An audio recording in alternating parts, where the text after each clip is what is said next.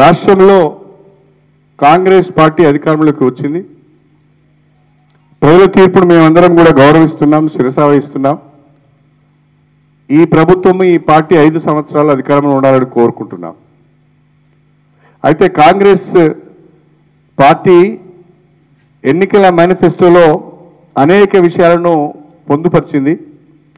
ప్రధానంగా ఈరోజు నేను మాట్లాడేది దళిత బంధుకు సంబంధించిన అంశం మీద మాట్లాడాలని అనుకుంటున్నాను. అందులో ప్రధానంగా గత ప్రభుత్వం ఆనాటి ముఖ్యమంత్రి కేసీఆర్ నాయకత్వంలో రాష్ట్రంలో తెలంగాణ రాష్ట్రంలో ఉన్న దళితులందరికీ కూడా ఆర్థిక చేయూతను అందించాలి, వారి ఉపాధి అవకాశాలు మెరుగుపరచాలనే ఉద్దేశంతోనే దళిత బంధు పథకాన్ని ప్రవేశపెట్టడం జరిగింది.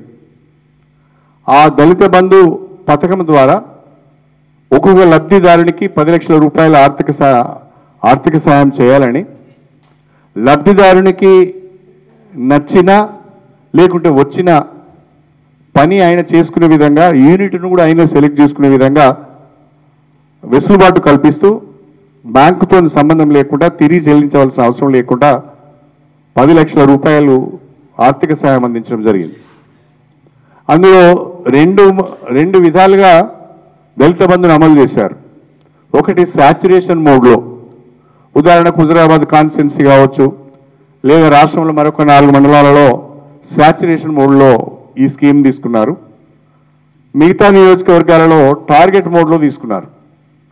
అయితే ఈ శాచ్యురేషన్ మోడ్లో తీసుకున్న వాళ్ళు, ఈ టార్గెట్ మోడ్లో తీసుకున్న వాళ్ళు చాలామందికి వాళ్ళ అకౌంట్లలో గత ప్రభుత్వం 9,90,000 రూపాయలు వాళ్ళ సేవింగ్ బ్యాంకులో జమ చేయడం జరిగింది.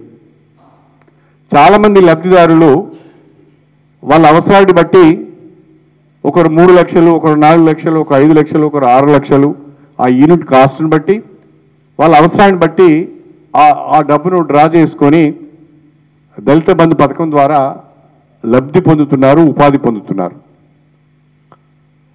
ఇది కాకుండా నియోజకవర్గానికి 1100 రెండవ దశలో నియోజకవర్గానికి 1100 మంది చొప్పున దాదాపు 118 నియోజకవర్గాలలో 131,000 మందిని కూడా ఎంపిక చేయడానికి ప్రభుత్వం ఉత్తర్వులు ఇచ్చింది.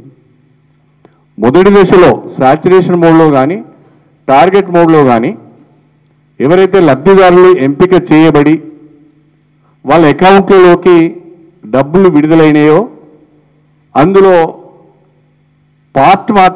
కొంత మాత్రమే లబ్ధిదారుడు ఉపయోగించుకున్న పరిస్థితుల్లో మిగిలిన డబ్బును, ఈ మధ్యలో ఎన్నికలు రావడం, ఎన్నికల కోడ్ రావడం, ఈ మధ్యలో ఆ స్కీమ్ను కంటిన్యూ చేయడానికి, మిగిలిన డబ్బులు విత్డ్రా చేసుకోవడానికి వీలు లేకుండా రాష్ట్ర ప్రభుత్వము ఫ్రీజ్ చేయడం జరిగింది.